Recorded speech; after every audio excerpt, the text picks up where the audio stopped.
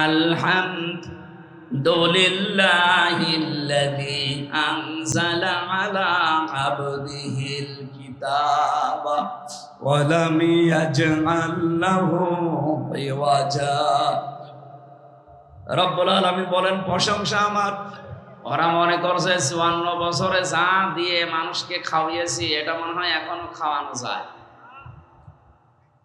এখনো তারা আমাদেরকে রাজাকার তো আর বলতে পারে না, কারণ ওই বয়স আমাদের এখনো হয়নি। এখন বলে চেতনায় রাজাকার। বাংলাদেশ জামায়াতে ইসলামী আপনাদের এই আসনের এখানে এমপি পদপ্রার্থী লিখেছেন কারা? এরা, এটা ঠিক হয়। উনি এমপি পদপ্রার্থী না, উনি নমিনি। বাংলাদেশ জামায়াতে ইসলামী থেকে যে 300 জনকে এ সারা দেশে নমিনেশন দেওয়া হয়েছে, এরা একটাও পদপ্রার্থী না। আমরা কেউ পদ চেয়ে নেইনি। এমনকি আমরা নিজেরা যেদিন নাম ঘোষণা দেয় তার 1 মিনিট আগেও জানতাম না যে আমার নাম আসবে। ওনারা জিজ্ঞাসা করেন জানতো কিনা, আমি তো নিজে জানতাম না।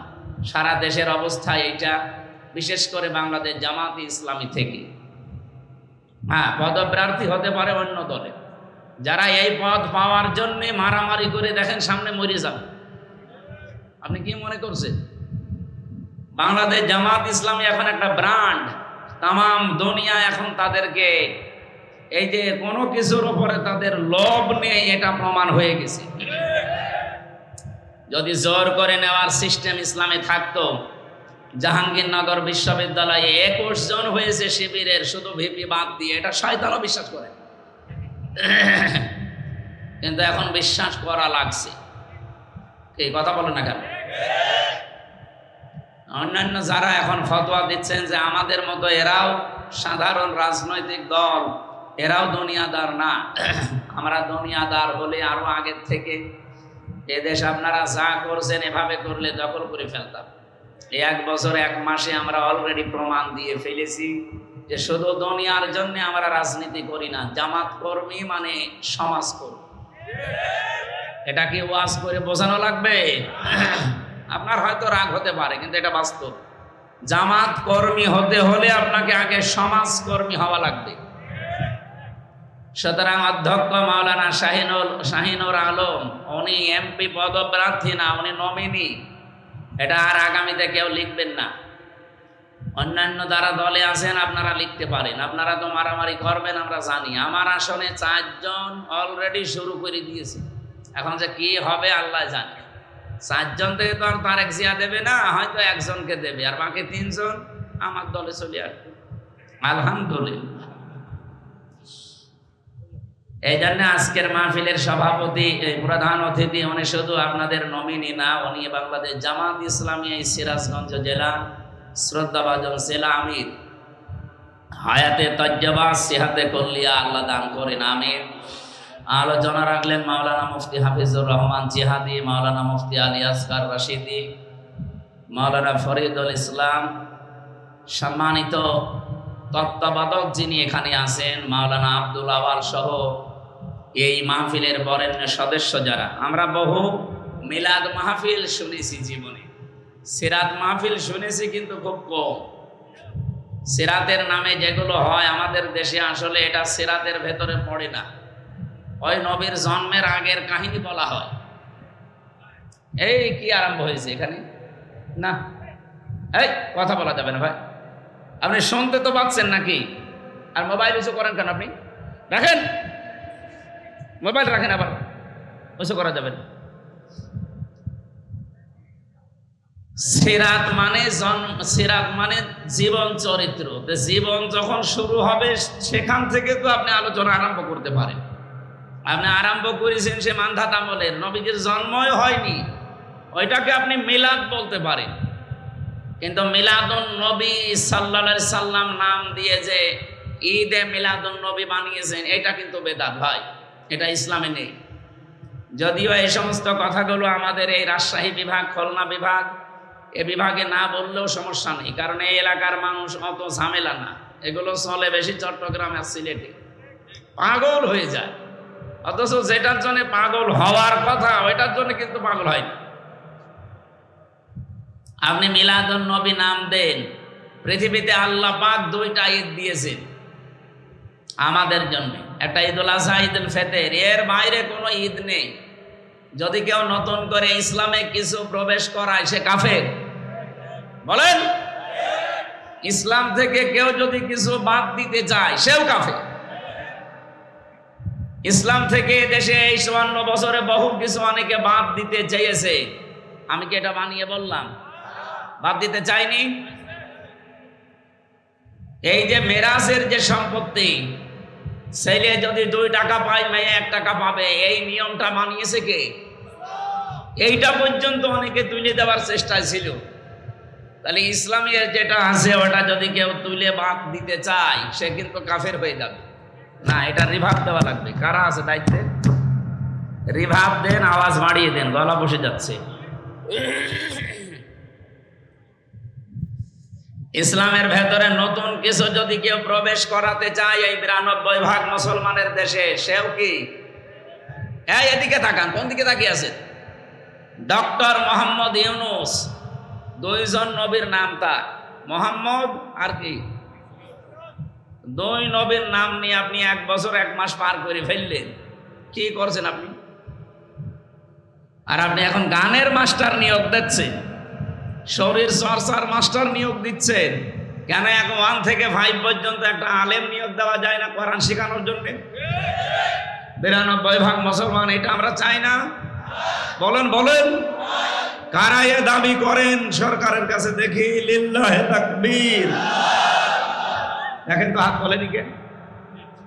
দেখেন, এই দাবি আমাদের সবাই। সুতরাং আমরা জানি মিডিয়ার মাধ্যমে তাদের কাছে পৌঁছাবে।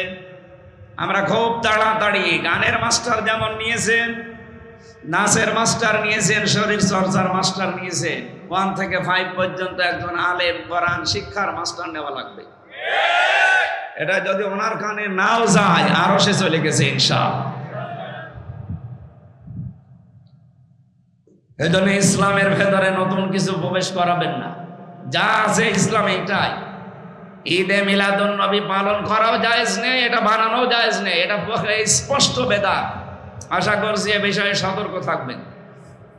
মিলাদ শব্দের শাব্দিক অর্থ যেটা, এটাও যদি মানুষ একটু মেনে চলতো তাও তো অন্তত বলতাম যে আসেন আমরা মিলাদ পড়ি। মিলাদ মানে কি?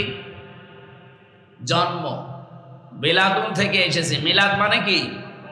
জন্ম। নবীজির জন্মের সময় যে কাহিনীগুলো আমরা দেখেছি, একটা কাহিনী আমাদের জীবনে পাওয়া যায়।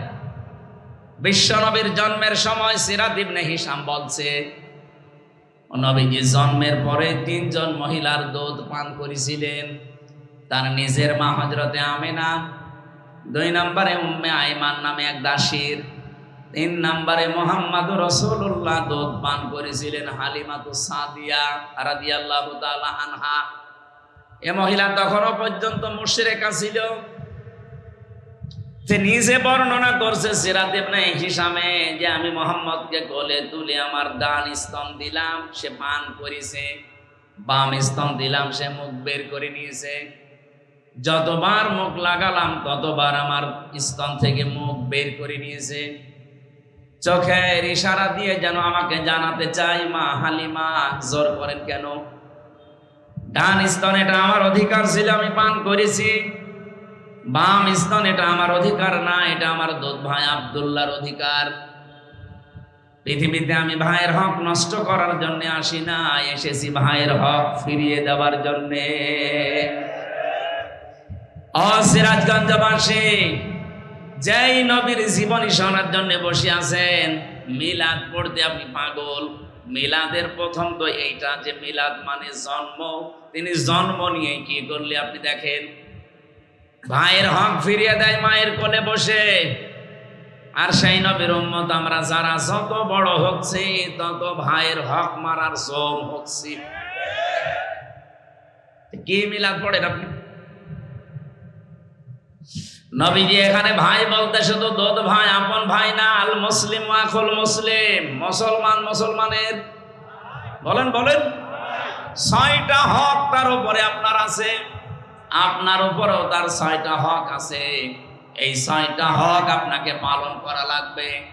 1 নম্বরে তাকে দেখলেই সালাম দেওয়া লাগবে। এটা কিন্তু উঠে গেছে দেশ থেকে, সালাম আমরা দেই শুধু দলীয় লোক দেখে। এই কথা বলছে না কেন? অনেক মানুষের অভ্যাস হচ্ছে আগে টুপি দেখে যে আমার দল কিনা, জব্বা দেখে, জামা দেখে, শরীরে পোশাক আশাক দেখে তারপরে বলে আসসালামু আলাইকুম। সালাম দেওয়া লাগবে এ লোকটা দল দেখে না মুসলমান দেখে। এমনকি মুসলমান আর অন্যান্য জাতি যদি এক জায়গায় থাকে তাও আপনাকে সালাম দেওয়া লাগবে। ওয়াসসালামু আলা মানিত্তাবা'আল হুদা। এখানে যারা হেদায়েত প্রাপ্ত আল্লাহ পাক তাদের উপরে শান্তি নাজিল করুন, বলেন আমিন।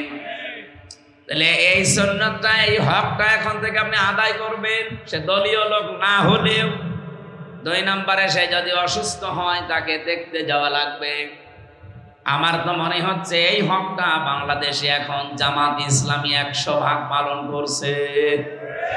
আপনি দেখেন, হিন্দু সে তো আমার ধর্মের লোক না, সে আমার দলেরও লোক না। এখান থেকে প্রায় 30 কিলোমিটার দূরে চলে যাচ্ছে দলীয় 8-10 জন লোক নিয়ে হিন্দু অসুস্থ তারে দেখতে। আপনি অন্য কোন দলের ভেতরে এটা যদি দেখাতে পারেন আমি সাথে যাব, চলেন। আমি তো পাই না দেখতে। আশা করছি এটা সবার আমল করা দরকার। 3 নম্বরে লোকটা যদি মারা যায়, অবশ্যই আপনি যদি সময় পান তার জানাজায় হাজির হবেন, তাকে দাফন কাফনের ব্যবস্থা করবেন। একটা মানুষ মারা গেলে তার আর ইবাদত থাকে না। ওয়াবুদ রাব্বাকা হাত্তা ইয়াতিয়াকাল ইয়াকিন। আল্লাহ পাক বলেন ইবাদত করো ওই দিন পর্যন্ত যতদিন ইয়াকিন না আসে। এখানে ইয়াকিন মানে মরণ। তার মানে আপনার ইবাদত করা লাগবে কোন দিন পর্যন্ত? মরণ পর্যন্ত। আপনার মরণ পর্যন্ত ইবাদত শেষ, এরপরে ইবাদত আরম্ভ হবে আমাদের। আমরা যারা জীবিত আছি আমাদের ইবাদত আরম্ভ হবে আপনার মরণের পর। আপনি মরে গেলে যদি আপনার দাফন কাফন না হয়, আপনার লাশ ধোয়ানো না হয়, কবর দেওয়া না হয়, এ গুনাহ আপনার হবে না, এ গুনাহ হবে আমাদের। কারণ এই দায়িত্ব কার? আমাদের। এরকম 6টা হক আমি পেয়েছি। আমি আশা করছি হাদিস পড়ার পর দেখি এদেশে একেবারেই আদায় হয় না হকগুলো, অথচ মিলাদ পড়ার জন্য পাগল। আমার এটাকে নিয়ে বলবো হুজুর আসেন আমার বাবা মরে গেছে মিলাদ পড়ি দিন। আরে ভাই, মিলাদে তো প্রথমে এইটাই বলতাম যে হক আদায় করেন। যেই নবীর মিলাদ মানে জন্ম শোনার জন্য আপনি পাগল, সেই নবী জন্ম নিয়ে এই কাজ করেছিলেন, আর আপনি কি করেন? মিলাদটা যাই তাই গেল, যা আমরা বলি তা তো মানি না। সিরাত তো আরো অবস্থা খারাপ। এ পৃথিবীতে সিরাত শুনতে হলে বিশ্ব নবী মুহাম্মদুর রাসূলুল্লাহ যেদিন নবুয়ত পেয়েছিলেন ওই দিন থেকে ইন্তেকাল পর্যন্ত আমরা অনেক মানুষ এটা ছড়িয়েছি। বিশেষ করে আমি এই 3টা দেশে পেলাম, বাংলাদেশ, ভারত আর পাকিস্তান। অনেকেই বলে যে আমরা নবীওয়ালা কাজ করছি, অথচ নবীজি নবী হয়েছিলেন 40 বছর বয়সে, যেদিন তিনি কোরআন পেয়েছেন সেই দিন থেকে। কথা বলেন না কেন? বলেন 1 থেকে 40 বছর পর্যন্ত তিনি কোরআন পেয়েছেন। এর আগে কেউ তাকে নবী বলে ডাকতো? বলেন। রাসূল বলতো? কি বলতো? হয়তো খুব বেশি হলেও বলতো আল-আমিন আস-সাদিক। আর ওনার নাম ছিল আব্দুল্লাহ বিন মোহাম্মদ বিন আব্দুল্লাহ, এতটুকুই শেষ। ওরা আরব জাহানের ভেতর ওনার নাম যদি মানুষ জেনে থাকে খুব বেশি হলেও জানতো হয় আল-আমিন আস-সাদিক, ওনার নাম ছিল মোহাম্মদ বিন আব্দুল্লাহ, আর কিছু নেই।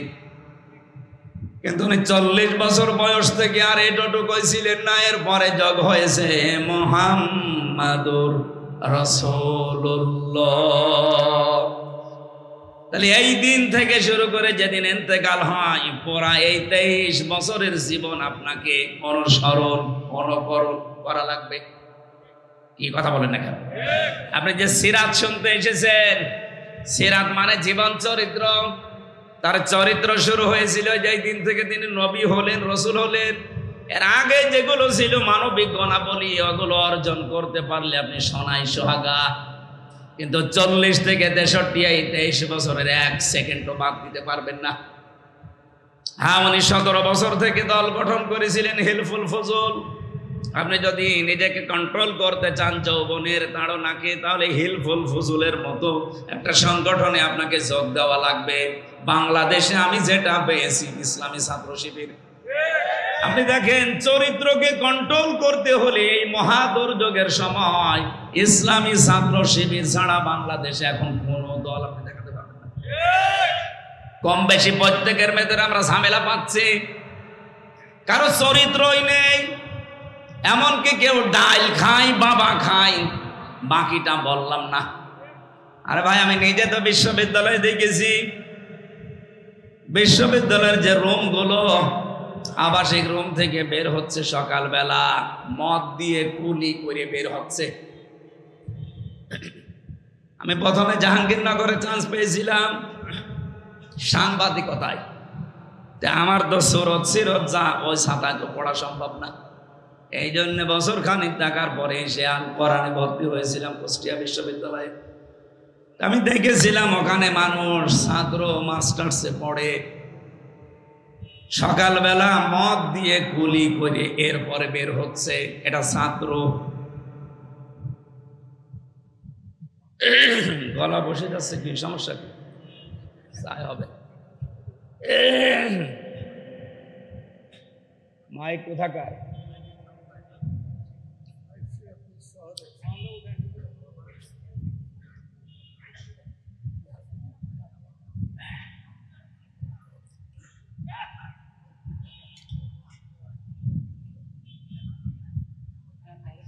আমার ভাইরা, আমি কাটসাট কথা বলি কারো মন পাওয়ার জন্য, কারো খুশি হওয়ার জন্য না। এদেশে এখন যা চলছে, আপনি যদি চরিত্রকে বাঁচিয়ে মেয়েদেরকে ছাত্র শিবিরে, ছাত্র সংস্থায় চোখ কান বুঝে দিয়ে দেন, নয়তো পারবেন না। কারণ এখন চলছে কি দেখছেন, ওপেন চলছে সব। এই কঠিন মুহূর্তে আপনার সন্তানকে আপনি বাঁচাতে পারেন শুধু এই 2টা সংগঠনে দেন, আমি গ্যারান্টি দিব আপনি পারবেন। ঢাকাতে সেখানে নামাজ পড়াতাম জমার, একজন নাস্তিক বামপন্থী রাজনীতি করে মুরব্বী হয়ে গেছে। গোপনে একদিন এসে আমার বাসাতে কলিং বেল টিপ দিয়ে, আমি তো চেহারা দেখেই বুঝে ফেলেছি যে এই শয়তান মার্কা লোক। কারণ চেহারা দেখলে কিছু বোঝা যায়, দাড়ি গোপ কিচ্ছু নেই। আমার এখানে এসেছে, তাও সিগারেট খেয়ে ফেলে দিল। দেখলাম সিসি ক্যামেরায় সব দেখা যাচ্ছে। হুজুরের কাছে একটু মানুষ দোয়া দরুদ পড়িয়ে আসে, ও দোয়া দরুদ নেই, সিগারেট টানতে দিই। নাস্তা করালাম, কি আপনার কি সমস্যা? বলছে আপনি তো আমাদের ইমাম, আমি নামাজ পড়তে আসি অনেক দূর থেকে, জমান নামাজ। আপনি একটা শিবিরের কোনো দায়িত্বশীল ছেলেরে খুঁজে দেন, আমার মেয়েটাকে প্রাইভেট পড়াবো। মেয়ে আমার বিশ্ববিদ্যালয় 2nd ইয়ারে পড়ে। চিন্তা করলাম এত বড় মেয়েকে পড়াতে চাই শিবিরের ছেলের কাছে।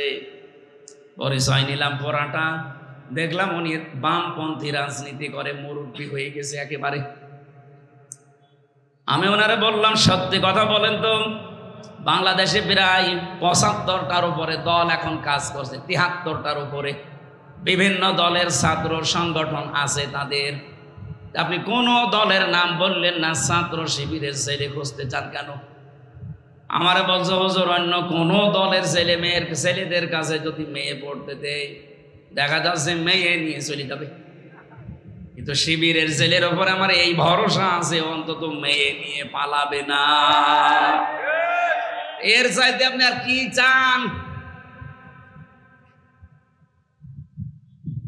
আজকে একটা টক শো দেখছিলাম আসার সময়,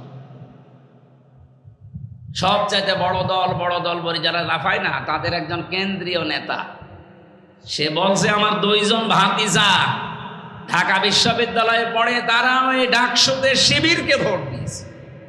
আমি জিজ্ঞাসা করলাম যে তোরা আমার ভাতিজা, তোরা শিবিরকে ভোট দিলি মানে? দুইজন ভাতিজা নির্দ্বিধায় বলে গেছে, চাচা শিবিরের এই ছেলেরা আমাদেরকে খাবারের পানির ব্যবস্থা করে দিয়েছে, অন্য কোন দলের ছাত্র সংগঠন এটা করে নাই। মেয়েদের প্রতি তাদের যে রেসপেক্ট, যাদের যে সম্মান, এটা আমরা অভিভূত হয়ে গেছি। এই জন্য আমরা জেনে শুনেই ভোট দিয়েছি। বলেন সুবহানাল্লাহ। আমি যে দৃশ্যগুলো এখন দেখতে পাচ্ছি, বিশেষ করে ডাকসু আর জাকসুর পরে, কালকে আমি রাজশাহীতে ছিলাম, আমি দেখেছি রাজশাহী তো এক চান্সে যাবে, চট্টগ্রাম তো আরো আগে যাবে, কারণ সারা বাংলাদেশের ভেতরে সবচাইতে ঘাঁটি চট্টগ্রাম। এরপরে আমার কুষ্টিয়া, ওটা তো আরো বড় ঘাঁটি। আপনি কোথায় বাদ দেবেন? কিছুদিন পরে দেখেন কিছু মানুষ বলতে আরম্ভ করবে আমরা নির্বাচনই চাই না। আমাদের এক মুরব্বী আপা আছে, ব্যারিস্টার, আমি নাম নিলাম না, উনি আজকে বলছিল যে বিএনপি আমরা কোনোদিন এই ডাকসু নির্বাচন চাইনি, এটা আমাদের উপরে চাপিয়ে দেওয়া হয়েছে। আমার তো মনে হচ্ছে মহিলা কয়দিন পরে এইটাও বলবে যে জাতীয় নির্বাচন আমরা চাইনি, চাপিয়ে দেওয়া হয়েছে। আমি আন্দাজে বলি নাই, আমি একটা থিওরি দেখে বলছি।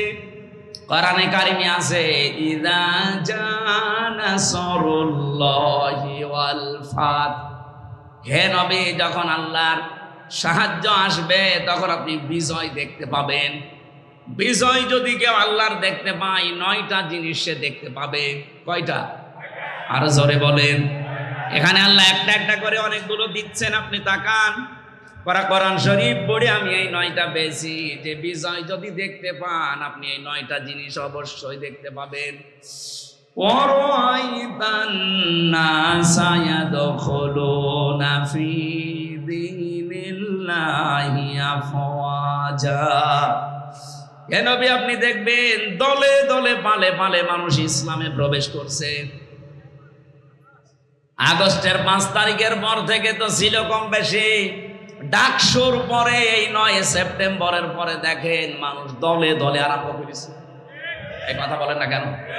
এই 7 দিনের জরিপ দেখছেন, 9 থেকে 17, মাত্র এই 7 দিনে বাংলাদেশে কত মানুষ অলরেডি ইসলামে সব ফেলে দিয়ে চলে এসেছে। গত শুক্রবারে আমার হাতে প্রায় 18 জন, তাও মোড়ল সব এলাকার। ওরা এসে বলছে, হুজুর এতদিন আমরা মানুষের তৈরি করা আইনের পক্ষে ছিলাম, এখন কি যেন মনে হয়ে গেল এই ডাকসু নির্বাচনের পরে মনটাই পাল্টিয়ে গেল। আমরা এখন আল্লাহর তৈরি করা আইন কায়েমের জন্য চেষ্টা করতে চাই, যেটা সব চাইতে বাংলাদেশে এগিয়ে আছে জামাত ইসলামী। নবীদের হাদিস পড়েছিলাম, আন ইবনে ওমর রাদিয়াল্লাহু তাআলা আনহু قال قال النبي صلى الله عليه وسلم فاتبعوا الصياد الاعظم। নবীজি বলেন, যারা ইসলাম কায়েম করতে অগ্রণী ভূমিকা পালন করছে তোমাদের ভেতরে, যাদের দ্বারা ইসলাম কায়েম হওয়া দ্রুত সম্ভব, তোমাদের উচিত হচ্ছে তাদেরকে অনুসরণ করা, পেছনে থাকা। বাংলাদেশে 73টা দল কাজ করছে। আপনার বিবেককে প্রশ্ন করে বলেন, এই মুহূর্তে ইউনিয়ন থেকে শুরু করে আন্তর্জাতিক মহল পর্যন্ত সব জায়গায় ইসলাম যদি এসে যায়, এটা সুচারুরূপে কায়েম করে চালাতে পারে বাংলাদেশ জামাত ইসলামী। অন্য কোন দলকে দিলে তারা পারবে না, কারণ তাদের ওইভাবে লোক এখনো তৈরি হয়নি। একটা ইউনিয়ন থেকে শুরু করে আন্তর্জাতিক মহল পর্যন্ত প্রত্যেকটা জায়গায় সৎ, যোগ্য এবং নির্ভীক লোক তৈরি হয়ে গেছে জামাত ইসলামীতে। তাহলে হাদিস ছিল কি? ফাত্তাবিউস সিওয়াদাল আযম, যারা দুনিয়াতে তাড়াতাড়ি ইসলাম কায়েম করতে পারে তোমরা তাদেরকে সাপোর্ট করো, ইত্তেবা করো, অনুসরণ করো। তাই আমি তার বানিয়ে বলছি না, মিলে যাচ্ছে এই জন্য বলছি। বলেন, আপনার সাথে না মিললে আমি কি হাদিস বানাবো? হুজুর আমাদের নাম বলতে পারেন না, তা আপনার নাম আছে, আমি কি জোর করে আপনার নাম এখানে ঢোকাবো? যাদের ঢুকতেছে তাদের ঢুকিয়ে দিলাম, আপনার তো ঢোকে না। আমার ভাইরা কথাগুলো বিবেকের আয়না দিয়ে একটু ভাবেন। অ্যাম্বুলেন্স, গাড়িটা ছেড়ে দিন, গাড়িটা ছেড়ে দিন, তাড়াতাড়ি ছেড়ে দিন। সুবহানাল্লাহ আলহামদুলিল্লাহ লা ইলাহা ইল্লাল্লাহ সুবহানাল্লাহ আলহামদুলিল্লাহ লা ইলাহা ইল্লাল্লাহ।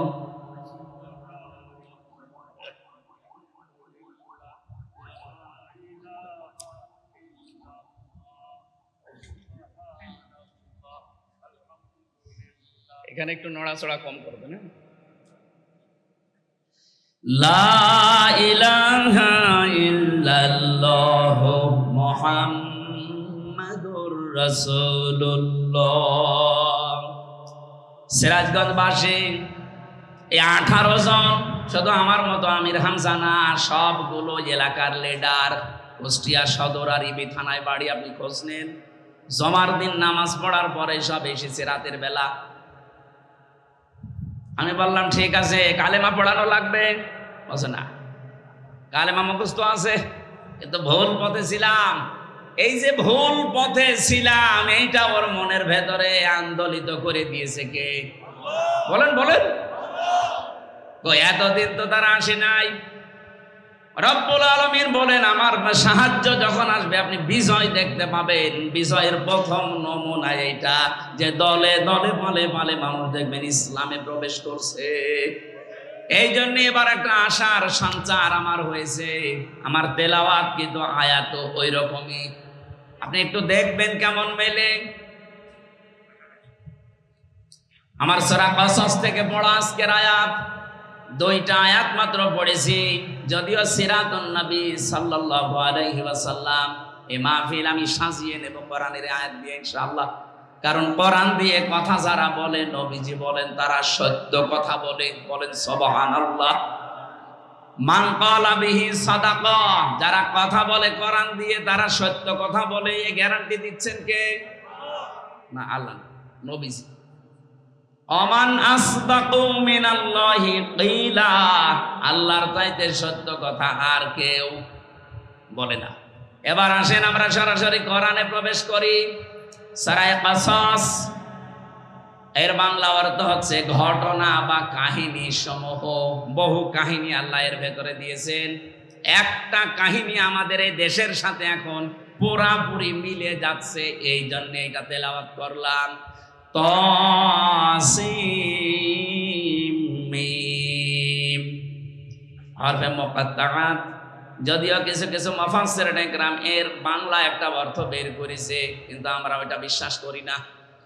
আল্লাহর ঘোষণা আল্লাহু আ'লামু বিমুরাদিহি, এর আসল অর্থ আল্লাহ জানে, এজন্য ছেড়ে দিলাম, জান, আর দরকার নেই। যদি এটা নিয়ে বেশি নাড়াচাড়া করতে চান, শেষে ঈমান হারা হয়ে যাব। আমার কুষ্টিয়ার লালন ভক্ত যারা আছেন, তারা আবার এটা নিয়ে বেশি নাড়াচাড়া করে, শেষে নিজের ঈমানই নেই। আল্লাহ যেহেতু নিষেধ, রাসূলের নিষেধ, আমরা আর ভেতরে যেতে চাই না, এ পর্যন্তই থাক। এবার আসেন যেখান থেকে ভেতরে যাওয়া যায়। তিলকা আয়াতুল কিতাবিল মুবিন। আল্লাহ পাক বলেন এই আয়াতগুলো, এই যে এখন বলবো যেগুলো, এই আয়াতগুলো স্পষ্ট কিতাবের আয়াত। আল্লাহর ঘোষণা দেওয়ার আগে আমরা পেলাম কিতাবের আগে আলিফ লাম। আল্লাহ পাক যদি এখানে কিতাবের আগে আলিফ লাম না দিতেন, আমরা অর্থই করতে পারতাম না। আল্লাহ বলেন এই কিতাব, এই আয়াতগুলো স্পষ্ট কিতাবের আয়াত। আমার প্রশ্ন এখন, যারা আমার ডানে বামে বসে আছেন, সামনে পেছনে আছেন, বলেন তো কোরআন আমাদের কাছে স্পষ্ট না অস্পষ্ট? না, হয়নি। এখানে যারা বসে আছেন, আমি ওইটা বলতে চাইনি, আমি বলতে চাচ্ছি যারা বললেন আমার কাছে কোরআন স্পষ্ট। আপনি পড়া কোরআন শরীফ থেকে ৬৬৬৬টি আয়াতের অর্থ বলতে পারবেন? আপনি একটা আয়াত দিলে ব্যাখ্যা করে এর শেষ নামাতে পারবেন? আপনার কাছে স্পষ্ট হয় কি করে? আপনাদের কাছে আসেন না। এর কাছে যেভাবে আসা দরকার ওইভাবে এখন আমরা আসতে পারি না, আর আমরা বলে ফেললাম আমাদের কাছে কোরআন স্পষ্ট। হ্যাঁ, এদেশে একটা রহমত আছে, কোরআন স্পষ্ট করার একটা জায়গা আছে। সেটা জামাত ইসলামী বাংলাদেশ। আপনি এর কাছে এসে দেখেন, বেশি দিন লাগবে না, মাত্র 6 মাস আপনাকে যদি এর ভেতরে রাখতে পারি, আল্লাহর কসম কোরআন আপনার কাছে স্পষ্টই হয়ে যাবে। 15টা ফর্ম পূরণ করা লাগে, প্রতিদিন ঘর আটকানো লাগে 15টা। এর প্রথম ঘরই আপনি কোরআন পড়েন কিনা আগে লেখেন, কয় আয়াত পড়েন, বুঝে পড়েন না না বুঝে পড়েন, ওইটা আবার লেখা লাগবে। বাংলাদেশে এমন কোন দল নেই যে দলের কর্মসূচিতে এরকম পয়েন্ট পয়েন্ট করা আছে দেখান। যদি কয়েকটা থাকেও তারা এখান থেকে হাওলাত নিয়েছে। এই কথা বলছেন এখানে, আমি কয়েকটাই পেয়েছি, তাদেরও দেখি এখান থেকে সব ধার করা, হাওলাত নেওয়া। কিন্তু জামাত ইসলামী বাংলাদেশে 15টা পয়েন্ট আপনি 6 মাস পূরণ করে দেখেন, আপনার মনে হবে আমি বিশ্ববিদ্যালয়ে পড়াশোনা করছি। এই জন্য কোরআন স্পষ্ট করতে হলে এই দলে আপনাকে আসা লাগবে। আহ্বান জানাচ্ছি, আসেন, মাত্র 6 মাস থাকেন, জীবন আপনার পাল্টিয়ে যাবে। কারণ এরা নিজেরা ট্রেনিং দিয়ে পাল্টাবে না, কোরআন দিয়ে পাল্টাবে। এই কথা বলেন না কেন? আল্লাহ পাকের পরে দিয়েছেন আল মুবিন কিতাব, শুধু না, এটা কিন্তু স্পষ্ট কিতাব। আল্লাহর যে প্রশংসা আমরা আদায় করি যতগুলো কারণে, তার 1 নাম্বার কারণ এইটা, আলহামদুলিল্লাহিল্লাযী আনজালা আলা আবদিহিল কিতাবা ওয়া লাম ইয়াজআল লাহু ইওয়াজা। রব্বুল আলামিন বলেন, প্রশংসা আমার। যতগুলো কারণে প্রশংসা তোমরা করবা, তার 1 নাম্বার কারণে, কারণ আমি আমার বান্দার প্রতি এমন একটা কিতাব দিয়েছি যে কিতাবের ভেতরে কোনো গোপন কথা নেই, কোনো অস্পষ্ট কথা নেই, কোনো বাঁকা কথা নেই, যা আছে সব স্পষ্ট কথা। ও সিরাজগঞ্জবাসী, আল্লাহ বলছেন আমার কোরআনে কোনো বাঁকা কথা নেই, গোপন কথা নেই। এই জন্যই তো আমরা দেখি এই পৃথিবীতে যারা কোরআনের কাছে আসে আর কোরআন যারা বুঝতে চেষ্টা করে, তাদেরকে মাথায় বাড়ি দিয়েও আপনি আর গোপন রাখতে পারেন না। ওরা কোরআনের কাছে আসলেই যেন ওপেন হতে চায়। এই কথা বলবেন না? হযরত ওমর কোরআনের কাছে এসেছিলেন, বুঝেছিলেন, আর গোপন থাকেননি, ওপেন হয়ে গেছেন। আপনি যার দিকে তাকাবেন তাকান, যারা কোরআন পড়েছে বুঝেছে, ওরা আর কেউ গোপনে ছিল না, সব ওপেন হয়ে গেছে। দুঃখজনক হলেও সত্য, বাংলাদেশে আমরা অনেক আলেম পর্যন্ত এখনো আছি, বলে হুজুর আমি গোপনে আছি। আপনি আর কতদিন গোপনে থাকবেন বলেন? এত ওপেন হওয়ার পরও আপনার এখনো সময় হয়নি। আপনি এখনো যদি বলেন আমি গোপনে আছি, কেন বলেন? আমি জানি। সেদিন আমাকে ঢাকা থেকে একজন বলছিল, হুজুর যেভাবে কথা বলা আরম্ভ করেছেন, আমারও মনে চাই আমি স্পষ্টভাবে প্রকাশ্যে কোরআনের পক্ষে কাজ করি। তো মনের ভেতরে একটা ভয়, যদি এবার ইসলাম না আসে তাহলে আমার ইমামতি থাকবে তো। আরে শয়তান, ইমামতি নিয়ে আসে। আর আপনার কাছে কেন এমন মনে হয় এখনো যে ইসলাম এবার আসবে না? বলেন, কোন ছেলে যদি মাইক হাতে নিয়ে এলাকার মানুষকে বলে যে আমার বাবার জমি আমি পাই কি না পাই আমার সন্দেহ লাগে, তাহলে এটা কি বৈধ সন্তান না অবৈধ? আরো জোরে বলেন। লোকজন বলবে না যে তোর বাবার সম্পত্তি তুই পাবি না, মানে এলাকার লোক পাবে। 92% মুসলমান এই দেশে, যে ঝড় উঠেছে। আরে শুধুমাত্র সিরাজগঞ্জের এই সদর থানা না, সারা বাংলাদেশের 630টা থানায় আমার কম বেশি এখন যাওয়া। আমি দেখছি সারা দেশে যেভাবে ঝড় উঠেছে, ইসলাম এবার সংসদে যাবে। হ্যাঁ, কিছু চাপাবাজ আছে, ওদের চাপাবাজও বন্ধ হয়ে যাবে। এখনো পর্যন্ত ওদের মুখ জোর কমে না। এখনো ওই সেই মান্ধাত আমলের চিন্তায় আছে যে আমরা বড় দল, বড় দল জিকির করতে থাকে, বাকি সব সিয়ার ইসলাম নিয়ে যাক। আপনি জিকির করতে থাকেন। এখনো পর্যন্ত জোশ চাপিয়ে দেওয়ার অভ্যাস আপনার গেল না। কিছু হলে খালি চাপিয়ে দেন, চাপিয়ে দেন। কতদিন দেবেন আর? আপনাদের এই এলাকায় একজন আছে, এই লোকটার কিছু হলে খালি ওই সে মানধাতা বলে চিন্তায় চলে যায়। এখনো যদি কেউ আমাদেরকে রাজাকার বলতে চান, আমার মনে হয় ওই লোকটার মুখ এই ফজু পাগলার মতো আগুন ধরিয়ে দেওয়া দরকার।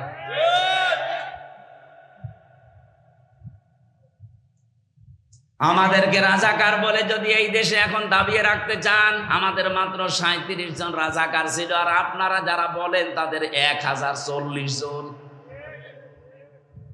ঝাঁঝর যদি সইকে বলে তোর পেছনে ফোঁটা, কি করবেন বলেন তো? সইয়ের পেছনে ফোঁটা কয়টা? আর ঝাঁঝরের আপনার 1040 জন। লজ্জা করেন আপনার? এখন থেকে আর কোনো কথার জবাব দেওয়া হবে না, জবাব নেওয়া হবে। ইমান দাদা বলে চিন্তা যেই করবে তার কোনো কথার জবাব আমরা দেব না, জবাব আমরা চাই। আপনার 1040 জন, আপনার লজ্জা লাগে না?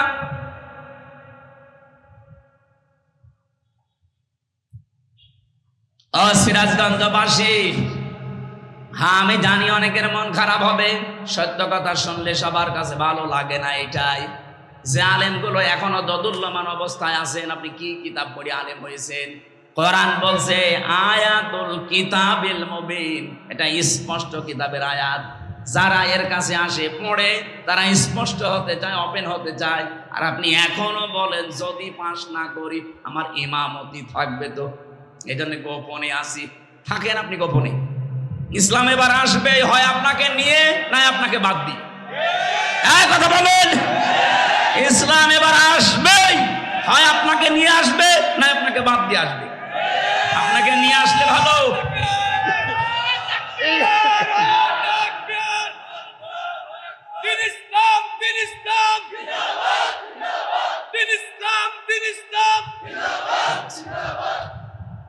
আপনাকে নিয়ে আসলে তো আপনার কপাল ভালো, যদি আপনাকে বাদ দিয়ে আসে কি হবে টের পাচ্ছেন? তখন এসে বলবেন আমার ইমামতি যেন না যায়। আপনার ইমামতি থাকবে তখন, কারণ আপনি তো মুনাফিক। কথা বলেন না কেন? মুনাফিকের পেছনে তখন নামাজ হবে। এই জন্য আহ্বান জানাচ্ছি, ওপেন হন। এখন আলেমদের, ইমামদের, খতিবদের উচিত এই যে মুহূর্ত চলছে, এখনো যদি আপনি সেই বলেন আমি আসি সেই 15 বছর আগে, আপনি আবার কবে? সেদিন ইমাম সম্মেলন ছিল আমার কুষ্টিয়ার পুরা জেলার আলেমরা এসেছিল, কয়েক হাজার। কয়েকজনকে আমি প্রশ্ন করেছি যারা এখনো ইসলামের পক্ষে ডাইরেক্ট আসতে পারছেন না, ইসলাম অবশ্যই এবার আসবে, কিন্তু আপনার কি হবে তখন? দেখলাম একবারে 1500 বলছে আসি এবার। আমরাও চাই সারা বাংলাদেশের কোন আলেম যেন অন্তত এবার ইসলাম কায়েমের এই পথে পেছনে না থাকে। আলেমরা এবার সামনে থাকবে ইনশাআল্লাহ। কথা বলেন। আপনার দায়িত্ব আছে একটা, আপনি পালন করেন না। আল্লাহ আমাদেরকে একটা আশার বাণী শোনাচ্ছেন। তিলকা নাতলু আলাইকা মিন নাবাই মূসা ওয়া ফিরআউনা বিল হাক্কি লিকাওমিন ইউমিনুন। এটা যে তেলাওয়াত হচ্ছে এটা কিন্তু আমির হামজার তেলাওয়াত না। নাতলু, আল্লাহ বলেন আমি তেলাওয়াত করছি। আলাইকা, আপনার কাছে, মিন নাবাই মূসা ওয়া ফিরআউনা, মূসা এবং ফেরাউনের বিল হাক্কি, একটা কাহিনী, সত্য কাহিনী আপনাদের আমি শোনাবো। এখানে শোনাচ্ছেন কে বলেন তো? আল্লাহ পাক যদি এখানে এখন আসতেন আর এই পিপল বাড়িয়া বাজারে বসে বসে যদি এই কাহিনীটা শোনাতেন, শুনতেন না? বলেন বলেন। আরে উনি শোনাতেন, উনি এখন আসতে পারছেন না, ওনার মানায় না এটা, এই জন্য আমির হামজাকে দিয়ে অ্যাডভার্টাইজ করাচ্ছে। আল্লাহ বলেন আমি যথাযথভাবে একটা কাহিনী, একটা ঘটনা তোমাদেরকে শোনাবো। লিকাওমি ইউমিনুন, যারা বিশ্বাসী তাদের জন্য আমি এই ঘটনাটা শোনাচ্ছি। কি ঘটনা শোনো? ইন্না ফিরআউনা আলা ফিল আরদি, অবশ্যই এই জমিনে একজন ফেরাউন ছিল। কি ছিল? বলেন বলেন। এই ফেরাউন ছিল কেমন? সে ছিল সীমা লঙ্ঘনকারী, সে ছিল ফ্যাসিস্ট, সে ছিল এই পৃথিবীতে ওলু প্রকাশকারী। আল্লাহর সীমা পার হয়ে সে চলে গিয়েছিল। আল্লাহ রাব্বুল আলামিনের বিধান সে বাইরে রেখে এমন উপরে গেছে, সে নিজে আল্লাহ দাবি করে বসে আছে। বলেছে আনা রব্বুকুমুল আ'লা, আমি তোমাদের বড় রব। এই ঘোষণাটা এস্টাবলিশ করার জন্য ও যা যা হাতে নিয়েছিল, ও শুধু ওই জামানায় হাতে নেয়নি, কিয়ামত পর্যন্ত বহু ফেরাউন দুনিয়া আসবে, তারা ওইটা হাতে নেবে। কি নিয়েছিল আপনি বলেন তো? এক নম্বরে ওয়াজাআলা আহলাহা শিয়া, সে জমিনের ভেতরে বিভিন্ন দল বিদলে মানুষকে বিভক্ত করে রেখেছিল। এই 54 বছরে আমার মনে হয় বহু ফেরাউন এইটা করেছে।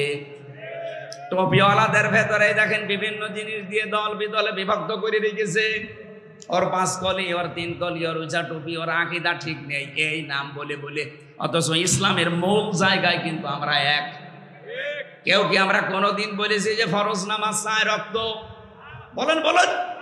রোজা 28টা, এই বলেন না কেন? মূল জায়গায় কিন্তু আমরা ঠিক আছে। এই শাখা প্রশাখা দিয়ে দিয়ে আমাদেরকে দলে বেদলে বিভক্ত করে রেখেছে। এটা ফেরাউনের প্রথম কাজ। বাংলাদেশে যারা করে রেখেছিলেন, আল্লাহর কসম, তারাও এক প্রকার ফেরাউন। এখনো সেই ফেরাউনের তৎপরতা থেমে নেই, ও এখনো কাজ চালাচ্ছে। ও হয়তো বিদায় নিয়েছে, কিন্তু ওর চামচারা যারা আছে তাদেরকে দিয়ে এখনো করাচ্ছে। এখনো এই দেশের অনেক নামধারী আলেমকে দিয়ে এদেশে একামতে দ্বীনের কর্মী যারা, তাদের বিরুদ্ধে এখনো ফতোয়া দেওয়াচ্ছে। এই কথা বলেন না কেন? কত বলো, কোন মাইকের সামনে বলছেন জামাত ইসলাম কোন ইসলামী দল না, এরা মওদুদিবাদ। মওদুদিবাদ বলে কোন বাদ দুনিয়ায় আছে স্যার? নেই। আমরা মওদুদি রহমতুল্লাহ আলাইহি তাকে আমরা আমাদের মাযহাবের ইমাম মানি না। মানি না। তার মাসলা মাসাইল আমরা নেই না। মাযহাবের ইমামও তাকে আমরা মানি না। তার শুধু যত লেখা আছে একটা বিষয় আমরা নিয়েছি, এই যে গণতান্ত্রিক পদ্ধতিতে ইসলাম কায়েম করা একটা পদ্ধতি। হ্যাঁ, ভুল হতে পারে।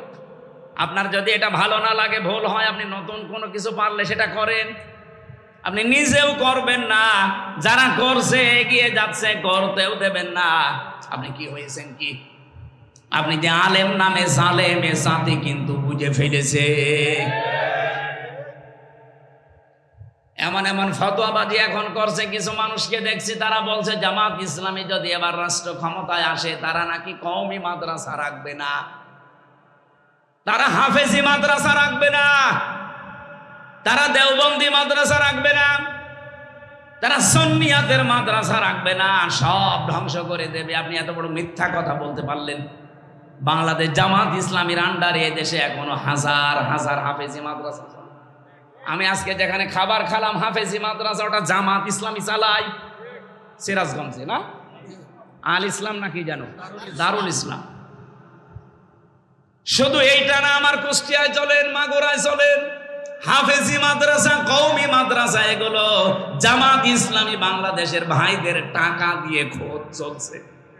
তারা যদি সব বন্ধই করে দেবে, এগুলো চালাচ্ছে কোন কারণে? এগুলো কেন বলছেন আপনারা আমরা জানি। যখন জাতি এক হওয়ার চেষ্টায় আছে, আপনাদেরকে নিয়ে মুনাফিকরা টাকা পয়সা খাওয়িয়ে বলাচ্ছে।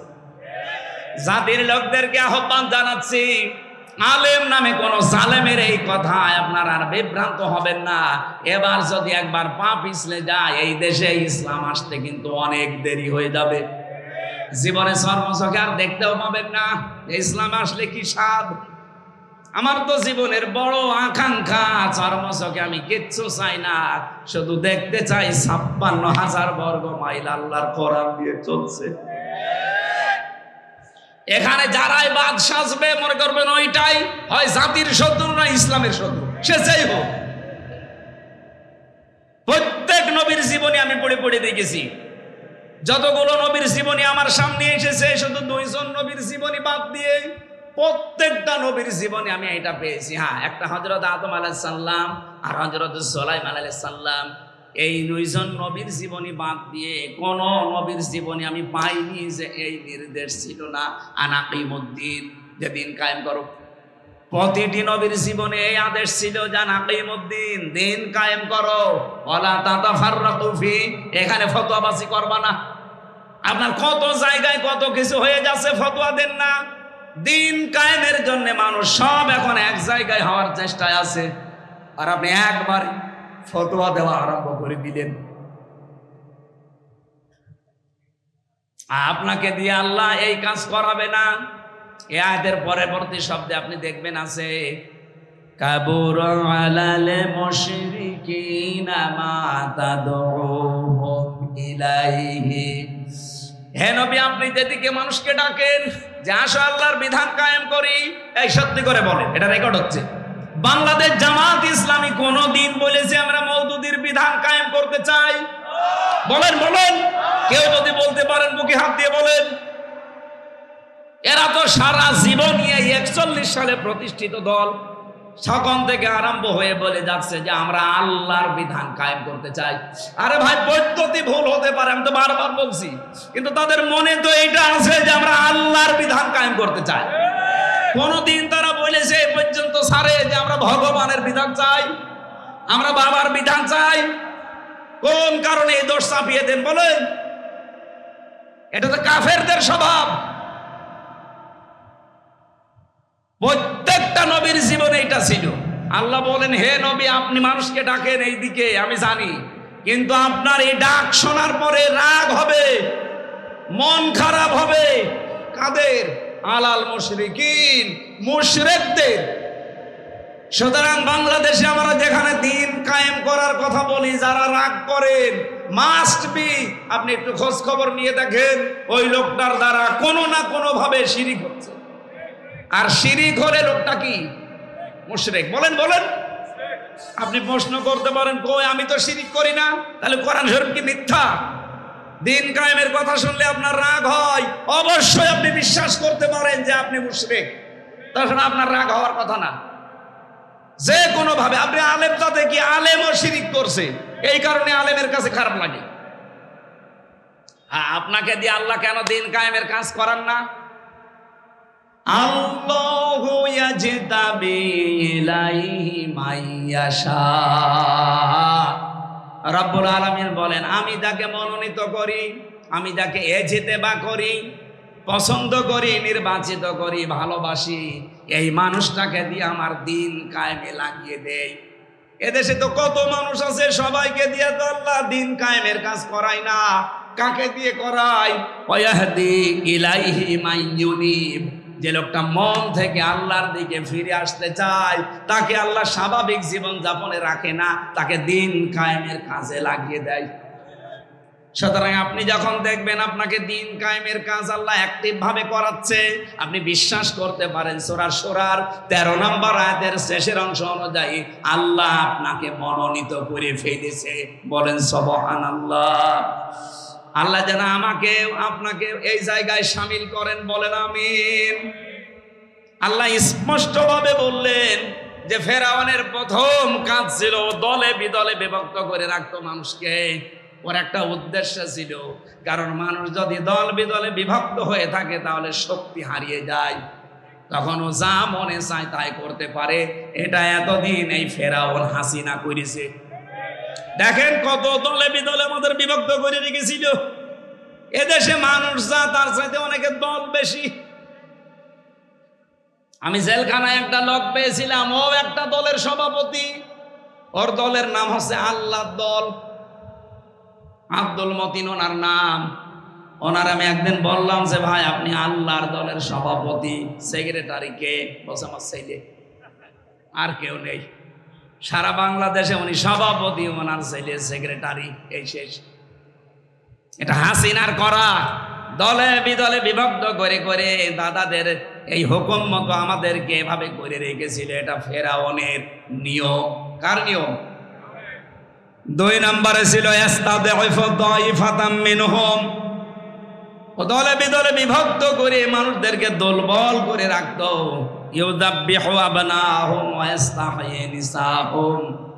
সে ওই দেশের পুরুষদেরকে মেরে ফেলতো, মেয়েদেরকে বাঁচিয়ে রাখতো। এই আয়াতের 2টা তাফসীর হয়। 1 নম্বরে ওই জামানায় ফেরাউন বহু পুরুষ বাচ্চাকে মেরে ফেলেছিল, কোনোদিন শোনেননি? বলেন বলেন। মেয়েদেরকে যে বাঁচিয়ে রাখতো, শোনেননি? তাহলে এখন তাফসীর কিভাবে করবেন?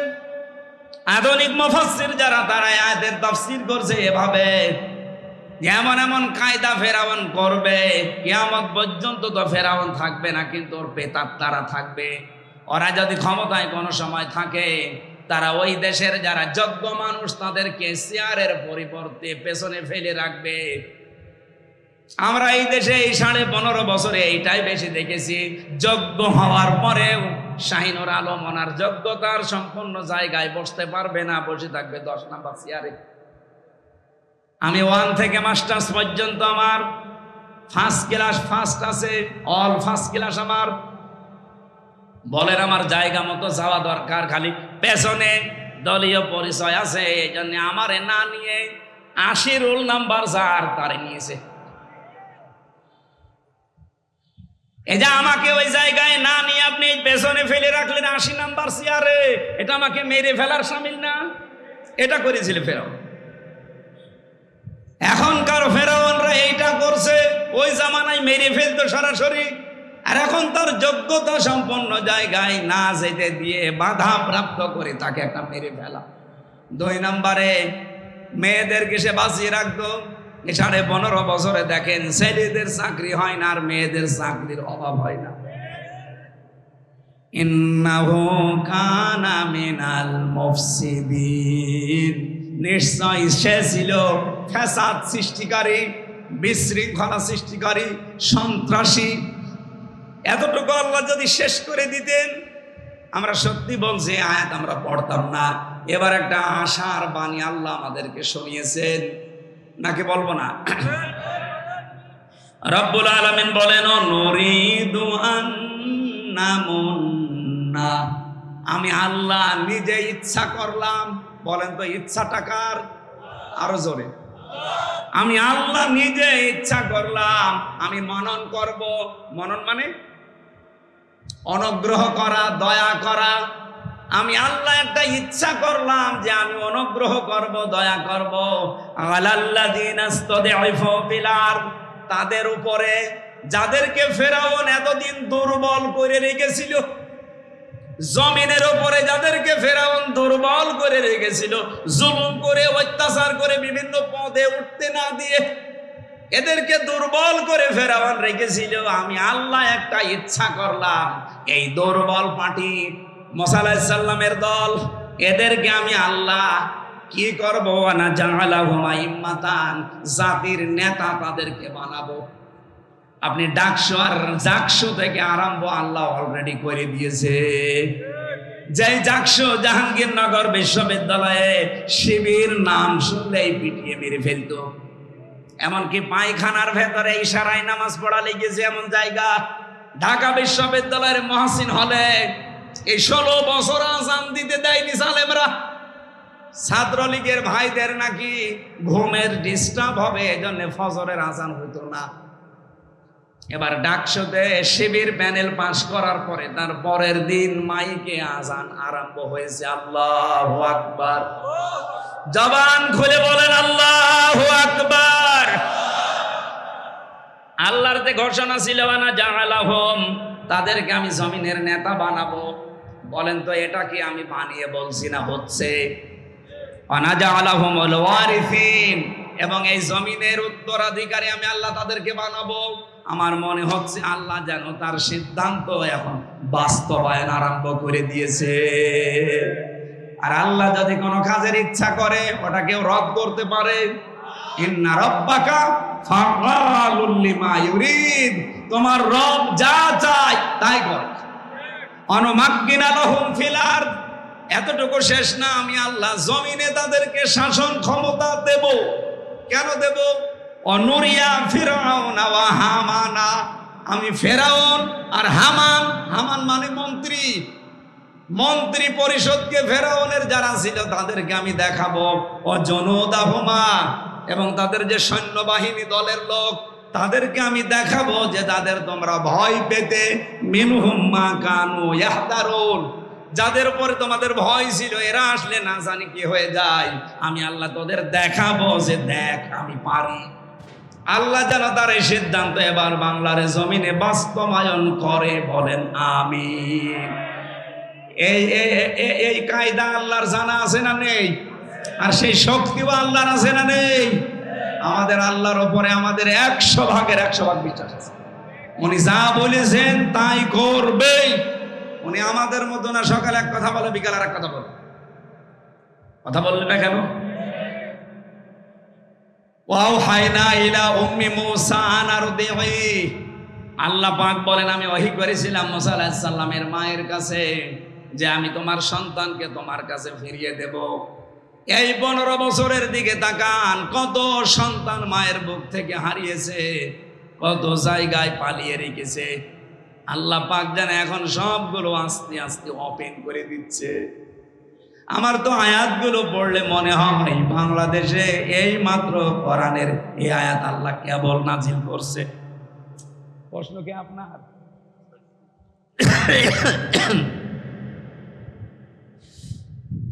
এ দেশের মুসলিম হিসাবে ভোট দেওয়া কতটা জরুরি, এটা ফরজ। এখন যে অবস্থা চলছে এটা ফরজ। দলিল সূরা নিসার 85 নম্বর আয়াত, মাই ইয়াশফা শাফাআতান হাসানাতান ইয়াকুল্লাহু নাসিবুম মিনহা। কোন মানুষ একটা ভালো কাজে সুপারিশ করলে ও ভালো কাজ করে যা পাবে সুপারিশ করে তাই পাবেন। ভোট দেওয়া সুপারিশ করা একই বিষয়। বাংলাদেশে এবার যদি এই কাজ না হয়ে যারা নাস্তিক, যারা শরিয়া আইন বিশ্বাস করে না, আপনাদের এখানে একজন আছে, ও ঘোষণা দিয়েছে যে শরিয়া আইন আমরা বিশ্বাস করি না। এইরকম মানুষগুলো যদি আসে যারা শরিয়া আইনই বিশ্বাস করে না, শরিয়া আইন সব তুলে দেবে না, তখন বলবে নামাজ পড়া লাগবে না। আপনি কি করবেন? আপনার তো চেয়ার নেই, বাধ্য হবেন নামাজ না পড়ে থাকতে। জাহাঙ্গীরনগর বিশ্ববিদ্যালয়ে যদি পায়খানার ভেতরে দাঁড়িয়ে নামাজ পড়া লাগে ইশারায় বাংলাদেশে, অথচ সেখানে এখন আল্লাহু আকবার আযান হচ্ছে, সুবহানাল্লাহ বলতে পারেন নাই? ভোট দেওয়া কতটুকু জরুরি? জরুরি মানে এখন যে অবস্থা চলছে এখন ফরজ হয়ে দাঁড়িয়েছে। আসসালামু আলাইকুম। মহিলাদের সংগঠনের প্রতি আগ্রহী হওয়ার জন্যে, সম্মানিত মা বোনেরা, আগ্রহী হওয়ার জন্য কি আপনার দায়িত্ব হচ্ছে এই মুহূর্তে ইসলামের পক্ষে থাকা। এতে মা বাবা স্বামী সন্তান সব যদি একদিকে চলে যায়, ফেরাউনের স্ত্রী আসিয়ার মতো আপনি একা দাঁড়িয়ে থাকবেন। লা তাআতা লিমাখলুকিন ইল্লা বিমাসিয়াতিল খালিক।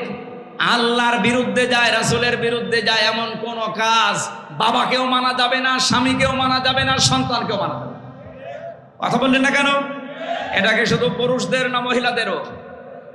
আমি যে হাদিস পড়েছিলাম মুআয ইবনে জাবাল থেকে, ইয়েমেন দেশে যখন গভর্নর করে নবীজি পাঠাচ্ছিলেন এই সাহাবীকে, ঘোড়ার রাকাবের ভেতরে অলরেডি পা দিয়ে দিয়েছে। নবীজি বললেন, শোনো, এমন একটা দেশে তোমারে পাঠাচ্ছি, যেহেতু দায়িত্বে আছো এই জন্য বহু মানুষ হাদিয়া তোফা নিয়ে আসবে কাজ সিদ্ধি করার জন্য, কাজ উদ্ধার করার জন্য। হাদিয়া নিতে পারো, ওই পর্যন্ত যতক্ষণ হাদিয়া থাকবে। যদি ওটা ঘোষের পর্যায়ে পড়ে জীবনেও নিতে পারবা না। আমার মনে হয় সেই অবস্থা এখন পৃথিবীতে নেই। এতটুকু নবীজি শেষ করে দেননি। বিশ্ব নবী বলেন, হে মুআয ইবনে জাবাল, ইসলামের কাঁটা কিন্তু নড়তেই থাকবে, বাতাসে নড়বে। ধর্মের কল কিসে নড়ে? বলেন বলেন। এমন একটা সময় এসে যাবে আমার উম্মতের ওপরে,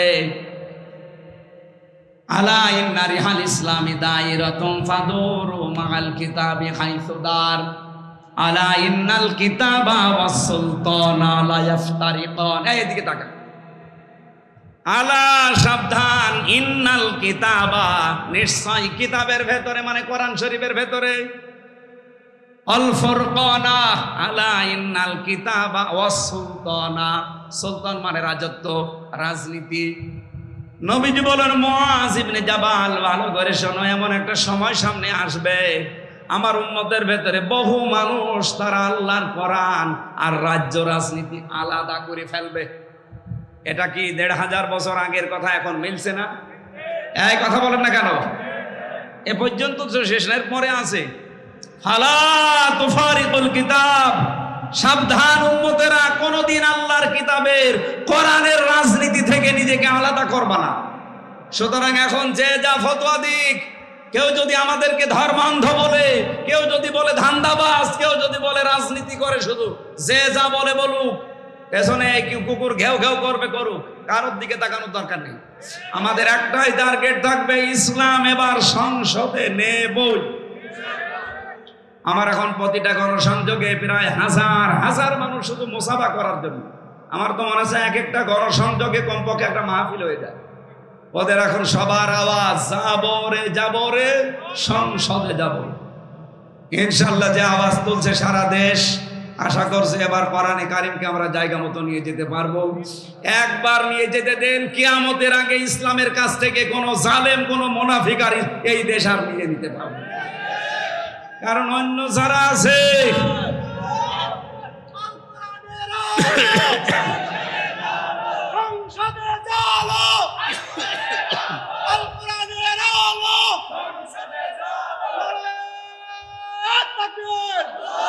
আরে ভাই, আমি কোরআন শরীফ মাথায় নিয়ে বলতে পারি, অন্য যারা রাজনীতি করছেন তাদের কোনো আদর্শ আছে আপনি বলেন? খালি মারিং কাটিং ছাড়া কি আদর্শ আছে তাদের বলেন? খালি ধান্দাবাজি আর চাঁদাবাজি। এ জেলায় হয়তো এখনো শুরু হয়নি। এদের আদর্শ কি আপনি বলেন? খালি ধান্দাবাজি আর চাঁদাবাজি। কিন্তু ইসলাম দিয়ে যারা এদেশে রাজনীতি করে তাদের ধান্দাবাজিও নেই, চাঁদাবাজিও নেই। আমি প্রথম শব্দেই বলেছিলাম, জামাত কর্মী, সমাজ কর্মী। আল্লাহ রাব্বুল আলামিন, আমরা একটা একটা করে বলতে পারতাম, গলা বসে যাচ্ছে, সকালবেলা থেকে 5-6টা করে অনুষ্ঠান। যতটুকুই বলেছি আল্লাহ জানে আয়াতগুলো আমাদেরকে এবার দেখান। আরো জোরে বলেন। সম্মানিত মা বোন যারা এসেছেন, আল্লাহ রাসূলের পথে চলতে গিয়ে পৃথিবীর কারো অনুসরণ করার দরকার নেই। এতে যদি দুনিয়ার সব হারিয়ে যায়, যাক। আল্লাহ আপনাদেরকে হযরতে আসিয়ার মতো যেন কবুল করেন, আল্লাহুম্মা আমিন। লা ইলাহা ইল্লা আনতা সুবহানাক ইন্নী কুনতু মিনাজ জালিমিন। রব্বুল আলামিন, যাদের পাখির মতো